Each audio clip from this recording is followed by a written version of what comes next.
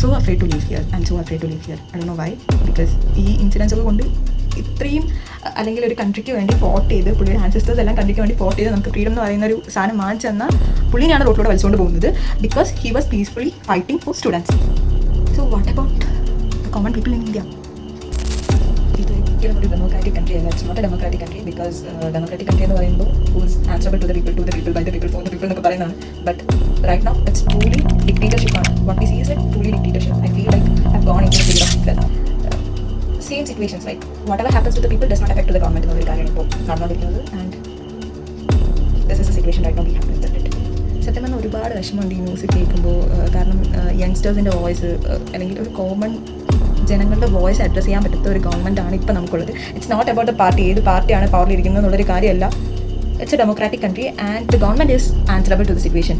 Democratic country എന്ന് പറയുമ്പോൾ people ചോദിക്കുന്ന ചോദ്യങ്ങൾ അല്ലെങ്കിൽ പീപ്പിൾ റേസ് ചെയ്യുന്ന ഓരോ വോയിസിനും ഗവൺമെൻറ് അവിടെ ആൻസറബിൾ ആയിരിക്കണം. Which is not happening right now. എനിക്ക് ഏറ്റവും വലിയ വിഷമം തോന്നുന്ന കാര്യം എന്താണെന്ന് വെച്ചാൽ ഇത് എഡ്യൂക്കേഷൻ സിസ്റ്റത്തിന് റിലേറ്റ് ചെയ്തിട്ടുള്ളൊരു കാര്യമാണ്. അത്രയും വലിയൊരു entrance examination NEET and which is conducted by NTA, which is under the central government of India under Dharmendra Pradhan, which is our education minister. And ഇത്രയും വലിയൊരു scam related to the question paper.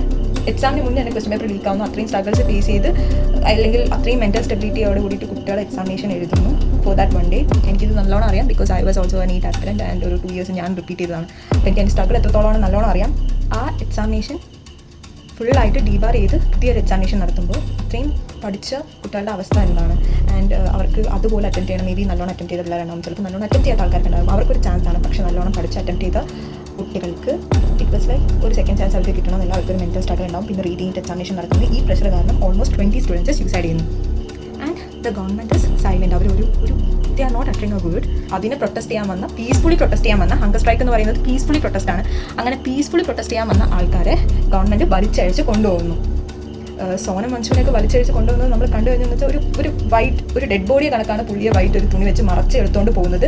അതും ഒരിക്കലും name badge ഇല്ലാത്ത ഓഫീസേഴ്സാണ് അവിടെ കിടന്ന് വലിച്ചഴിച്ച് കൊണ്ടുവന്നത്. ഇത് കാണുമ്പോൾ ശരിക്കും ഭയങ്കര എന്താ ഫീൽ ചെയ്യുന്നതെന്ന് വെച്ചാൽ ഇതുപോലൊരു കൺട്രിയിൽ എന്ത് സേഫ്റ്റിയാണ് ഒരു common ആൾക്കുള്ളത്?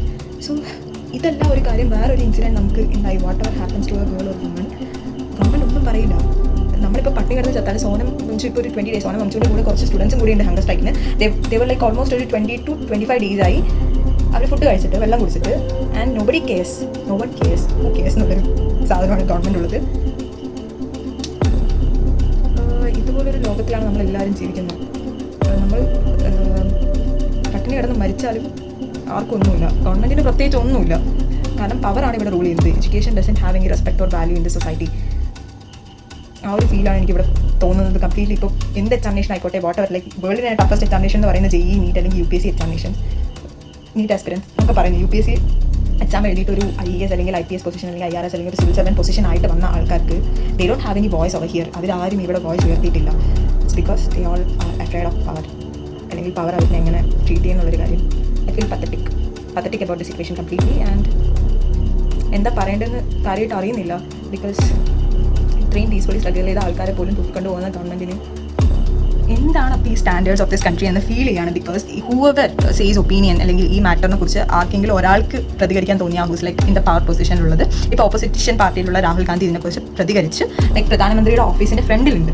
But what he faces നമ്മളെല്ലാവരും കണ്ടതാണ്.